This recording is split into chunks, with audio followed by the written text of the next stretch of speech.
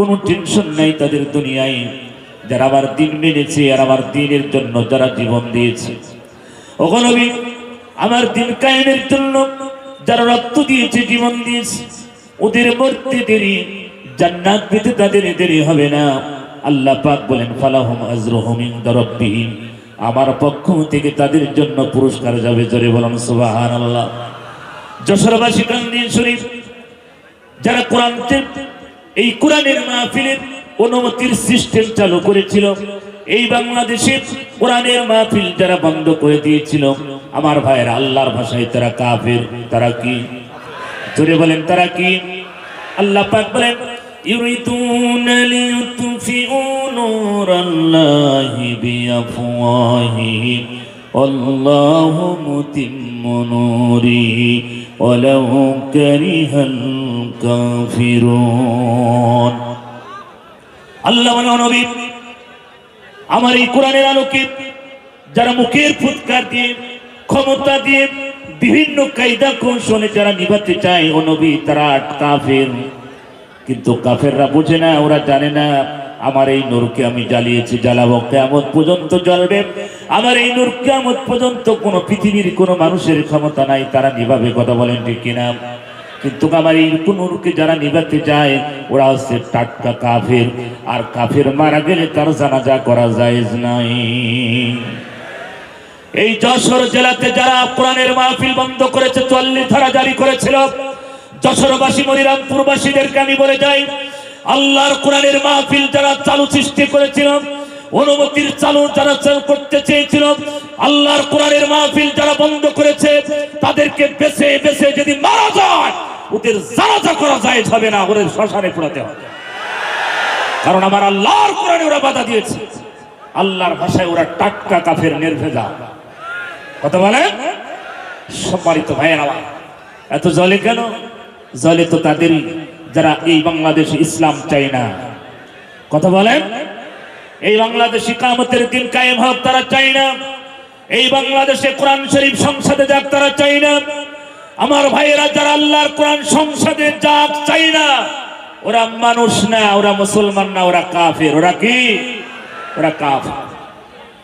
সম্মানিত ভাইয়েরা, আলোচনা অনেক কিন্তু সময় কম। এই জন্য একটা সন্তান হাফিজ, একটা সন্তান আলেম, রাসূল বলেছেন সাদাকাতুল জারিয়া, নেক সন্তান পৃথিবীতে রেখে যাও। মানুষ মৃত্যুবরণ করার পরে তার সব আমলের দরজা বন্ধ হয়ে যায়, কিছু আমল চালু থাকে, সেটা সাদাকাতুল জারিয়া। ইসলাম চাই না। ইসলামিক কথা বলেন ইউটিউব চ্যানেল এই বাংলাদেশে কিয়ামতের দিন কায়েম হোক তারা চাই না। এই বাংলাদেশে কোরআন শরীফ সংসদে যাক তারা চাই না। আমার ভাইয়েরা যারা আল্লাহর কোরআন সংসদে যাক চাই না, ওরা মানুষ না, ওরা মুসলমান না, ওরা কাফের। ওরা কি? ওরা কাফের। সম্মানিত ভাইয়েরা, আলোচনা অনেক কিন্তু সময় কম। এই জন্য একটা সন্তান হাফিজ, একটা সন্তান আলেম, রাসূল বলেছেন সাদাকাতুল জারিয়া, নেক সন্তান পৃথিবীতে রেখে যাও। মানুষ মৃত্যুবরণ করার পরে তার সব আমলের দরজা বন্ধ হয়ে যায়, কিছু আমল চালু থাকে, সেটা সাদাকাতুল জারিয়া। আজকে এই প্রফেসর জাহাঙ্গীর সাহেব তিনি একটা উদ্যোগ নিয়েছেন, আগামীতে তিনি এখানে একটা মাহফিল, একটা মাদ্রাসা, হাফিজিয়া মাদ্রাসা তিনি করবেন এলাকাবাসীকে নিয়ে। হ্যাঁ, আন্তর্জাতিক মানের একটা মাদ্রাসা তৈরি করবেন, যাতে বিশ্ব জয় হাফিজদেরকে এখানে শেখানো হবে। এরকম একটা টার্গেট নিয়েছেন। আল্লাহ পাক তার টার্গেটকে কবুল করুন। জোরে বলেন আমিন। আর একটু জোরে বলেন আমিন। আমার ভাইয়েরা, আমরা জানি যে দেশের টাকা পয়সা মানুষ সব লুটপাট করে নিয়ে চলে গেছে। ওই দলের ভিতরে দুইজন ব্যক্তি ছিল, একজন ওলি আর একটা দরবেশ। ওই দলের ভিতরে দুইজন ব্যক্তি, একজন ওলি আর একজন দরবেশ। ওলি হচ্ছেন তিনি ফরজ নামাজ পড়তেন না, তিনি ৭০ থেকে ৮০ রাকাত তাহাজ্জুদ পড়তেন। এ হারামখোর আগে পালাইছে। কথা বলে ঠিক না? কথা বলেন। আমি নারায়ণগঞ্জে গত কয়েকদিন আগে টাটকা বলে এসেছি, আপনাদের এই হারামখোর একটা শব্দ খেলিয়েছে বাংলাদেশে, খেলা হবে কি? আমার নেত্রী পালাবার নাই। মুখে বক্সের মুখ খুলি ফেলার দেয় তো তোর নেত্রী পালাই লোকে। কথা বলেন আমার ভাইয়েরা, এটা টাটকা হারামখোর। পৃথিবীর কোন কিতাবে নাই ৭০ থেকে ৮০ রাকাত তাহাজ্জুদ আছে কি? এখানে বড় বড় আলেম আছে, আমি অযোগ্য ব্যক্তি। আবার একজন দরবেশ ছিল, যেই দরবেশ কিছুদিন আগে একটা আহলে হাদিসের একটা সম্মেলনে তিনি বলেছেন কোরআন শরীফের ভিতরে একটু সন্দেহ আছে। কি বলেন নাই? ইউটিউবে দেখেন নাই? শেষ পর্যন্ত দেখলো ভাবভঙ্গি ভালো না, তখন বলছে যে না, কুরআন শরীফের ভিতরে অতটা নাই, হাদিসের ভিতরে আছে। মুখ বক্সে মাঝে দাঁত খুলি ফেলাম। হারাম করে দল, নারী করে দল, যারা আল্লাহর কোরআনের সন্দেহ করে, ওরা মানুষ না, ওরা জানোয়ারের চেয়েও খারাপ। আল্লাহ বলছে জালিকাল কিতাব লা রাইবা ফিহি। নবী, এই কিতাব এমন একটি কিতাব নাযিল করেছি যার ভিতরে কোনো সন্দেহ ঘোষণা কার? আর ওর মতন হারামখোর নারীখোর বলছে কোরআন শরীফের ভিতরে সন্দেহ আছে। আমার ভাইরা, এটা হচ্ছে তাদের টার্গেট। আবু জাহেল উত্তরসূরি, নমরুদের উত্তরসূরি, ফিরাউনের উত্তরসূরি যারা, তাদের এরকম টার্গেট। কথা বলে ঠিক। আল্লাহর কোরআন জমিনে প্রতিষ্ঠা হোক, আমরা সবাই চাই কি চাই না? যারা বলেন চাই কি চাই না? আল্লাহ নবী, বিশ্ব নবী বলেন সময় বেশি নষ্ট করবো না রে বাজার। একটা সন্তান হাফেজ হলে, একটা সন্তান আলেম হলে কি হবে? সংক্ষিপ্ত বলি বাজান, একজন হাফেজের সম্মান আমার আল্লাহ কেমন দিবে, একজন আলেমের সম্মান আমার আল্লাহ কেমন দিবে। একজন আলেমের সম্মান কেমন হবে, একজন হাফেজের সম্মান কেমন হবে? একজন হাফেজ যখন জান্নাতের দিকে দৌড়াবেন, জান্নাতের মেন গেটের দিকে যখন দৌড়াবেন, প্রতিটা গেটের ভিতরে এক নাই দুই নাই ৭০,০০০ গেট তৈরি হবে। জোরে বলুন সুবহানাল্লাহ। এই হাফেজ সাহেবকে জান্নাতে যাওয়ার আগে ৭০,০০০ গেট দিয়ে ওয়েলকাম জানানো হবে। হাফেজ সাহেব ৭০,০০০ গেট পাড়ি দিয়ে আল্লাহর জান্নাতের মেন গেটে যখন দাঁড়িয়ে যাবে, ও যশোরবাসী কান দিয়ে শুনি, ওই হাফেজ সাহেবের এক পা জান্নাতের ভিতর আর এক পা জান্নাতের সিঁড়িতে। হঠাৎ করে পেছন থেকে ফেরেশতা জামা টেনে ধরবে। হাফেজ সাহেব কই যাও, কই যাও হাফেজ সাহেব? ফেরেশতা জামা টেনে ধরবে। হাফেজ সাহেব বলবেন কে ধরলি, কে ধরলি? আমার জামা কেন টানা হচ্ছে? আমাকে তাড়াতাড়ি ছেড়ে দেওয়া হোক, জান্নাতের ভিতরে আমি প্রবেশ করবো। হুর গেলমান আমাকে ওয়েলকাম জানাচ্ছে, আমার মালিক আমাকে ডাকতেছে, তাড়াতাড়ি ছেড়ে দাও। হাফেজ সাহেব বলবেন, হাফেজ সাহেব বলবেন যখন এই কথা, ফেরেশতা বলবে হাফেজ সাহেব তুমি কি ভুলে গেছো? তোমার কি মনে পড়ে না তুমি যার বাড়িতে খাবার কে হাফেজ হয়েছ, যার টাকা খেয়ে তুমি হাফেজ হয়েছ? যেই লজনালা বাড়ি, যেই জাগিরালা বাড়ি, যার টাকা খেয়ে তুমি হাফেজ হয়েছ, ওই বাড়িওয়ালাকে না নিয়ে কেমনে তুমি জান্নাতে যাও? এটা সম্ভব হবে না। হাফেজ সাহেব বলবেন আল্লাহর ফেরেশতা আমি তো ভুলেই গেছি। আমার ভাইয়েরা, এই জন্য নবী বলেন হাফেজ হতে পারো না হাফেজের বাবা হও, হাফেজ হতে পারো না হাফেজের দাদা হও, হাফেজ হতে পারো না হাফেজের নানা হও, শ্বশুর হও, কপাল খুলে দেবেন কে? এই জন্য একটা সন্তান হাফেজ বানান, একটা সন্তান আলেম বানান, কপাল খুলে দিবেন কে? আরো জোরে বলেন কে?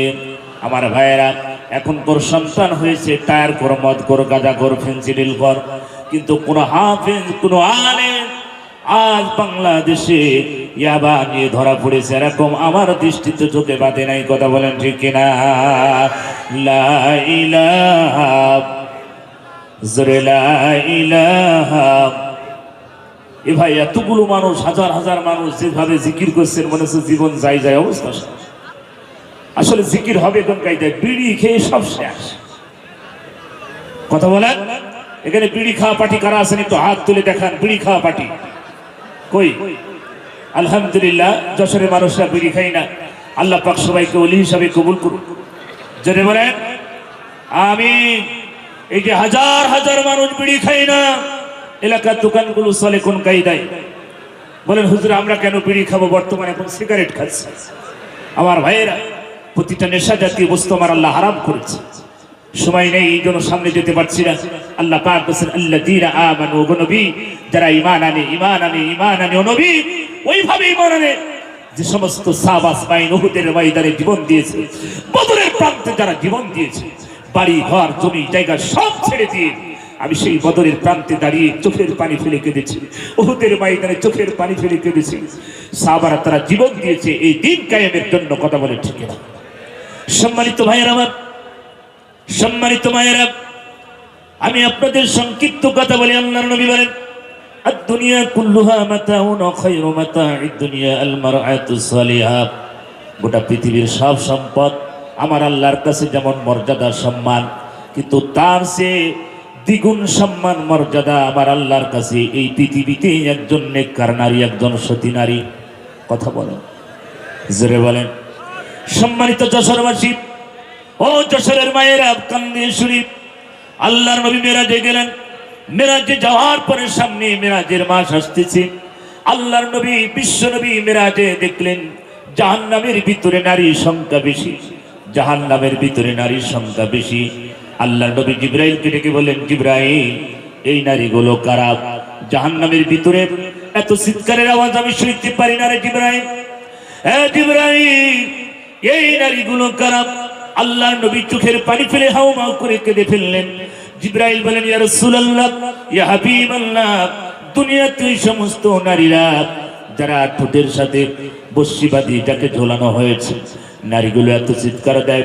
আল্লাহর নবীকে বললেন, জিবরাইল বলেন, ইয়া রাসূলুল্লাহ, ইয়া হাবিবাল্লাহ, দুনিয়াতে ওই সমস্ত নারীরা যারা ঠোঁট পালিশ করতো, এই ঠোঁট দিয়ে বাইরের পুরুষের সাথে বিভিন্ন পার্কে বসে খারাপ কাজে লিপ্ত হতো। আমার ভাইয়েরা, জিবরাইল আমিন বললেন, রাসূল বললেন, এ জিবরাইল, আমার উম্মতীদের এত কষ্ট দেওয়া হবে? জিবরাইল বলেন, ইয়া রাসূলুল্লাহ, সামনে অগ্রসর হন। আমার নবী আরেকটু সামনে অগ্রসর হলেন। আল্লাহর নবী বিশ্ব নবী অগ্রসর হওয়ার পরে আরেক শ্রেণীর নারীদেরকে দেখতে পেলেন। জাহান্নামের ভিতরে এক শ্রেণীর নারীদেরকে স্তনের সাথে জাহান্নামের বস্যি বাঁধিয়ে ঝুলে রেখেছে। নারীগুলো চিৎকার মারে, নারীগুলো এত চিৎকার মারে। আল্লাহর নবী বললেন, জিবরাইল, হ্যাঁ জিবরাইল, এই নারীগুলো কারা? জাহান্নামের ভিতরে এত চিৎকারের আওয়াজে জিবরাইল, এই নারীগুলো কারা? সঙ্গে সঙ্গে জিবরাইল বলে, ইয়া রাসূলুল্লাহ, ইয়া হাবিবাল্লাহ, দুনিয়াতে ওই সমস্ত আপনার উম্মতীরা যারা বুকে কাপড় ব্যবহার করে নাই, ওড়না ব্যবহার করে নাই, বুক উঁচু করে যারা সমাজে চলেছে, বাইরের পুরুষকে আকর্ষণ করার জন্য যারা বাইরে ঘোরাফেরা করেছে। আল্লাহর নবী দৃশ্য দেখে চোখের পানি ফেলে হাউমাউ করে কেঁদে ফেললেন। জিবরাইল, আবার উম্মতীদের এত কষ্ট দেওয়া হবে? যশোরের মা বোনদেরকে বলি, ওগো মা, ক্ষণিকের এই পৃথিবীতে চিরদিন থাকবো না।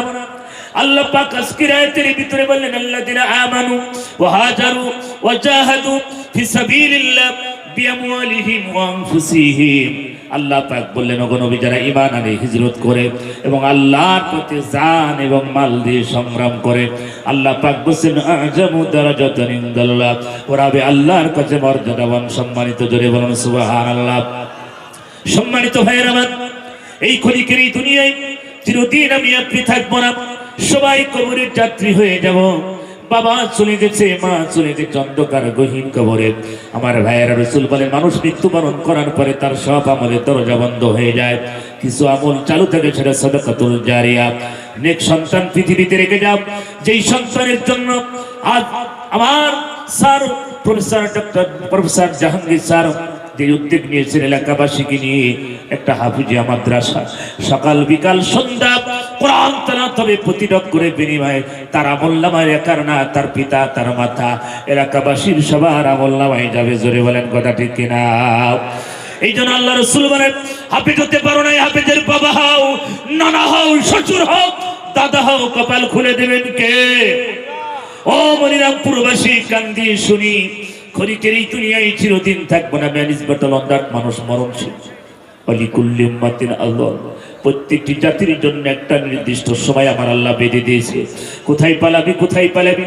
পৃথিবীতে কত মানুষ চলে গেল, ফিরাউনের শাসন দেখেছি, দেখেনি, ইতিহাস পড়েছি, কিন্তু লেডিস ফিরাউনের শাসন আমরা বাংলার জমিনে দেখলাম।